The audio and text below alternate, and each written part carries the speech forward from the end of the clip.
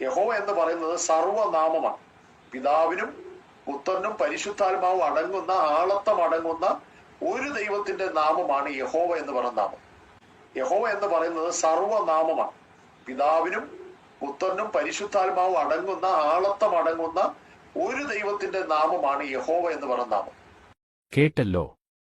പിതാവ്, പുത്രൻ, പരിശുദ്ധാത്മാവ് എന്ന് 3 ആളത്തങ്ങൾ അടങ്ങുന്ന ഏക ദൈവത്തിന്റെ പേരാണ് യഹോവ. ഇതാണ് ത്രിത്വക്കാരുടെ പുതിയ ഉപദേശം. പിതാവും പുത്രനും പരിശുദ്ധാത്മാവും സമനിത്യരും വ്യത്യസ്തരുമായ 3 വ്യക്തികളും ഓരോരുത്തരും പൂർണ്ണ ദൈവവും ആണെന്നാണ് ത്രിത്വോപദേശം. അതായത് 3 വ്യക്തികൾ അഥവാ ദൈവങ്ങൾ ചേർന്ന് ഏക ദൈവത്തിന്റെ പേരാണ് യഹോവ എന്നാണ് ലോറൻസ് പാസ്റ്ററിന്റെ ഉപദേശം. പഴയ നിയമത്തിൽ പിതാവിന്റെയും പുത്രന്റെയും പരിശുദ്ധാത്മാവിന്റെയും പേര് യഹോവ ആണെന്നാണ് ഇതുവരെ ത്രിത്വക്കാരിൽ പലരും പറഞ്ഞു കേട്ടിരിക്കുന്നത്. എന്നാൽ 3 പേർ ചേർന്ന ഒരു ദൈവത്തിന്റെ പേരാണ് യഹോവ എന്ന് പറഞ്ഞുകൊണ്ട് ഇദ്ദേഹം അവരെയൊക്കെ കടത്തിവെട്ടി. ഓരോരുത്തർക്കും വായിൽ തോന്നുന്നതാണ് ത്രിത്വക്കാരുടെ ഉപദേശം. നമുക്ക് ബൈബിൾ എന്തു പറയുന്നുവെന്ന് നോക്കാം. ഹിസ്കിയാവ് യഹോവയുടെ മുമ്പാകെ പ്രാർത്ഥിച്ചു പറഞ്ഞത് എന്തെന്നാൽ, കെരൂബുകൾക്ക് മീതെ അധിവസിക്കുന്ന ഇസ്രായേലിന്റെ ദൈവമായ യഹോവേ, നീ ഒരുത്തൻ മാത്രം ഭൂമിയിലെ സകലരാജ്യങ്ങൾക്കും ദൈവം ആകുന്നു. നീ ആകാശത്തെയും ഭൂമിയെയും ഉണ്ടാക്കി. 2 രാജാക്കന്മാർ 19:15. ഒത്തുനോക്കുക യെശയ്യാവ് 37:16. വാക്യം ശ്രദ്ധിക്കുക. ഇസ്രായേലിന്റെ ദൈവമായ യഹോവേ, നീ ഒരുത്തൻ മാത്രം ദൈവം ആകുന്നു. അപ്പോൾ 3 ആളത്തങ്ങളിൽ ആരാണ് ഒരുത്തൻ മാത്രമായ യഹോവ? സമനിത്യരും വ്യത്യസ്തരുമായ 3 ദൈവങ്ങളുടെ അല്ലെങ്കിൽ ആളത്തങ്ങളുടെ ഐക്യത്തിലുള്ള ഒരു ദൈവത്തെ യഹോവേ, നീ ഒരുത്തൻ മാത്രം ദൈവം എന്ന് പറയുമോ? അപ്പോൾ 3 ആളത്തങ്ങൾ ചേർന്ന ഏക ദൈവത്തിന്റെ പേരാണ് യഹോവ എന്നത് ലോറൻസ് പാസ്റ്ററിന്റെ സങ്കല്പം മാത്രമാണ്. ഹിസ്കിയ രാജാവിന്റെ പ്രാർത്ഥനയിലെ അടുത്ത വാക്യം: ഇപ്പോഴോ ഞങ്ങളുടെ ദൈവമായ യഹോവേ, നീ ഒരുത്തൻ മാത്രം യഹോവ എന്ന് ഭൂമിയിലെ സകല രാജ്യങ്ങളും അറിയേണ്ടതിനു ഞങ്ങളെ അവന്റെ കയ്യിൽ നിന്നു രക്ഷിക്കണമേ. യെശയ്യാവ് 37:20. ഒത്തുനോക്കുക 2 രാജാക്കന്മാർ 19:19. 3 ആളത്തങ്ങളുടെ ഐക്യത്തിലുള്ള ദൈവത്തെ നീ ഒരുത്തൻ മാത്രം യഹോവ എന്ന് പറയുമോ? സമനിത്യരും വ്യത്യസ്തരുമായ 3 ആളത്തങ്ങൾ ചേർന്നതാണ് ബൈബിൾ വെളിപ്പെടുത്തുന്ന ദൈവം എങ്കിൽ യഹോവേ, നീ ഒരുത്തൻ മാത്രം ദൈവം എന്നും നീ ഒരുത്തൻ മാത്രം യഹോവ എന്നും എങ്ങനെ പറയും? തന്മൂലം ബൈബിളുമായി യാതൊരു ബന്ധവുമുള്ള ഉപദേശമല്ല ഇതെന്ന് മനസ്സിലാക്കാം. അടുത്ത വാക്യം: നീ മാത്രം യഹോവ ആകുന്നു. നീ ആകാശത്തെയും സ്വർഗ്ഗത്തെയും അവയിലെ സകല സൈന്യത്തെയും ഭൂമിയെയും അതിലുള്ള സകലത്തെയും സമുദ്രങ്ങളെയും അവയിലുള്ള സകലത്തെയും ഉണ്ടാക്കി. നെഹെമ്യാവ് 9:6. നീ മാത്രം യഹോവ ആകുന്നു. 3 ആളത്തങ്ങളെയാണോ നീ മാത്രം യഹോവ എന്ന് പറയുന്നത്? ഭാഷയുടെ വ്യാകരണ നിയമങ്ങളെയെല്ലാം അതിലംഘിച്ചുകൊണ്ടല്ലാതെ ത്രിമൂർത്തി ദൈവം ബൈബിളിൽ ഉണ്ടെന്ന് പറയാൻ പോലും കഴിയില്ല. ഇനി മറ്റൊരു തെളിവ് തരാം. പഴയ നിയമത്തിൽ ഒറ്റയെ കുറിക്കാൻ ബദാദ് എന്ന എബ്രായ പദം 20 പ്രാവശ്യം ഉപയോഗിച്ചിട്ടുണ്ട്. ഉദാഹരണം: ആവർത്തനം 32:12, 2 രാജാക്കന്മാർ 19:15, 19, സങ്കീർത്തനം 4:8. എന്നാൽ തൽസ്ഥാനത്ത് പഴയ നിയമത്തിന്റെ ഗ്രീക്ക് പരിഭാഷയായ സെപ്റ്റ്വജിന്റിൽ അഥവാ ക്രിസ്തുവും അപ്പോസ്തലന്മാരും ഉപയോഗിച്ചിരുന്ന ബൈബിളിൽ 20 പ്രാവശ്യവും മോണോസ് ആണ് കാണുന്നത്. ഖണ്ഡിതമായ അർത്ഥത്തിൽ ഒറ്റയെ കുറിക്കാൻ പഴയ നിയമത്തിൽ ഉപയോഗിച്ചിരിക്കുന്ന യാഖീദിന് തത്തുല്യമായ പദമാണ് ഗ്രീക്കിലെ മോണോസ്. അതായത് ക്രിസ്തുവും അപ്പോസ്തലന്മാരും ഉപയോഗിച്ചിരുന്ന ബൈബിളിൽ ഖണ്ഡിതമായ അർത്ഥത്തിൽ ഒറ്റയെ കുറിക്കുന്ന മോണോസ് കൊണ്ടാണ് ദൈവം ഒരുത്തൻ മാത്രം ആണെന്ന് 20 പ്രാവശ്യം പറഞ്ഞിരിക്കുന്നത്. തന്നെയുമല്ല, ദൈവം മോണോസ് ആണെന്ന് പുതിയ നിയമത്തിൽ ക്രിസ്തുവും അപ്പോസ്തലന്മാരും 13 പ്രാവശ്യം പറഞ്ഞിട്ടുണ്ട്. 5 പ്രാവശ്യം ക്രിസ്തുവും 8 പ്രാവശ്യം അപ്പോസ്തലന്മാരും മോണോസ് പ്രയോഗിച്ചിട്ടുണ്ട്.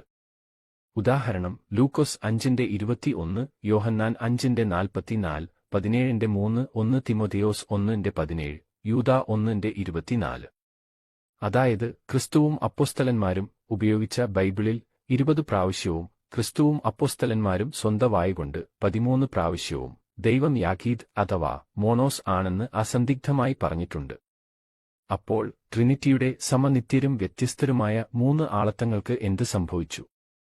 ബൈബിൾ വെളിപ്പെടുത്തുന്ന മോണോസ് തെയോസിനെയാണ് വചനവിരുദ്ധമായി 3 ആളത്തങ്ങൾ ആണെന്നും ഓരോരുത്തരും ദൈവമാണെന്നും ട്രിനിറ്റി പഠിപ്പിക്കുന്നത്. ഇതൊക്കെ ദുരുപദേശമാണെന്ന് പറഞ്ഞാൽ കുറഞ്ഞുപോകും, അതുകൊണ്ട് ഒന്നും പറയുന്നില്ല. ഇനിയും പ്രധാനപ്പെട്ട ഒരു തെളിവ് തരാം. ദൈവം ഏകൻ അഥവാ ഒരുത്തൻ മാത്രമാണ് എന്നതാണ് ബൈബിളിന്റെ മൗലിക ഉപദേശം. ദൈവം ഏകനാണെന്നത് കേവലം ഒരു അറിവല്ല, അതൊരു പരിജ്ഞാനവും പ്രാർത്ഥനയുമാണ്. ആവർത്തനം 6:4-9. അത് യഹോവയും പഴയ പുതിയ നിയമഭക്തന്മാരും ദൈവത്തിന്റെ ക്രിസ്തുവും അവന്റെ അപ്പോസ്തലന്മാരും ഒരുപോലെ സാക്ഷ്യപ്പെടുത്തുന്ന വസ്തുതയാണ്.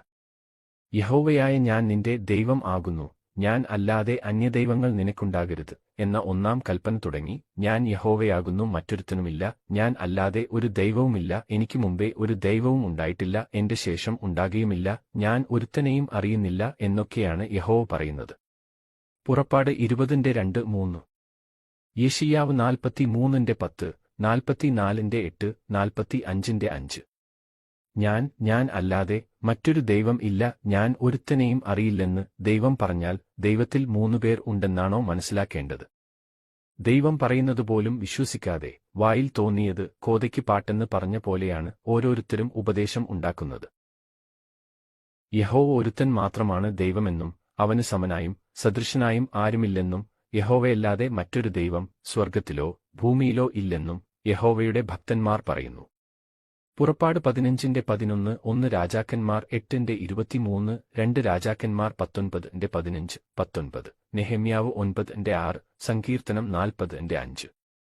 ദൈവത്തിൽ സമനിത്യരും വ്യത്യസ്തരുമായ 3 പേർ ഉണ്ടെങ്കിൽ യഹോവ ഒരുത്തൻ മാത്രമാണ് ദൈവമെന്നും അവനു സമനായും സദൃശനായും ആരുമില്ലെന്നും അവൻ അല്ലാതെ മറ്റൊരു ദൈവം ഇല്ലെന്നും ഭക്തന്മാർ പറയുമായിരുന്നു.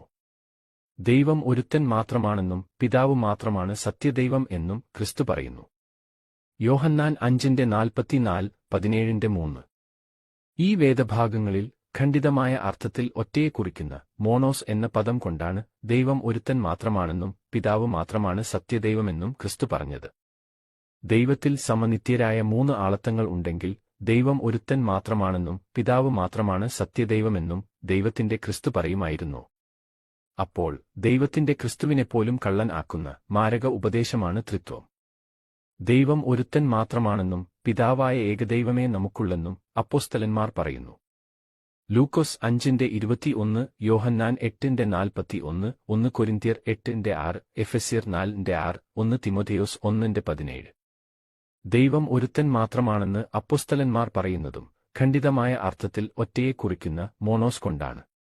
ട്രിനിറ്റി പഠിപ്പിക്കുന്ന പോലെ പിതാവ്, പുത്രൻ, പരിശുദ്ധാത്മാവ് സമനിത്യരും വ്യത്യസ്തരുമായ 3 വ്യക്തികൾ ആയിരുന്നെങ്കിൽ ദൈവം ഒരുത്തൻ മാത്രമാണെന്നും പിതാവായ ഏകദൈവമേ നമുക്കുള്ളെന്നും അപ്പോസ്തലന്മാർ പറയുമായിരുന്നു. ചുരുക്കത്തിൽ യഹോവയായ ഏകദൈവത്തിനും ദൈവത്തിന്റെ ക്രിസ്തുവിനും ബൈബിൾ എഴുത്തുകാർക്കും എഴുത്തുകാരിൽ വ്യാപരിച്ചിരുന്ന ദൈവാത്മാവിനും എതിരെ നിലകൊള്ളുന്ന ദൂഷണ ഉപദേശമാണ് ത്രിമൂർത്തി ബഹുദൈവ വിശ്വാസമെന്ന് മനസ്സിലാക്കാം. ഏകസത്യദൈവത്തെ ബഹുദൈവമാക്കാനും 1-ാം കൽപ്പനയെ ലംഘിപ്പിച്ചുകൊണ്ട് എല്ലാവനെയും നരകത്തിലേക്ക് ആനയിക്കാനുമായി നിക്യാ കോൺസ്റ്റാന്റിനോപ്പിൾ സുനഹദോസിലൂടെ സാത്താൻ സഭയിൽ നുഴയിച്ചു കയറ്റിയതാണ് ത്രിമൂർത്തി ബഹുദൈവ ഉപദേശം. അല്ലാതെ ബൈബിളുമായി ഈ ഉപദേശത്തിന് യാതൊരു ബന്ധവുമില്ല. പരിഗ്രഹിക്കാൻ മനസ്സുള്ളവർ പരിഗ്രഹിക്കുക. ദൈവം ഏവരെയും അനുഗ്രഹിക്കട്ടെ.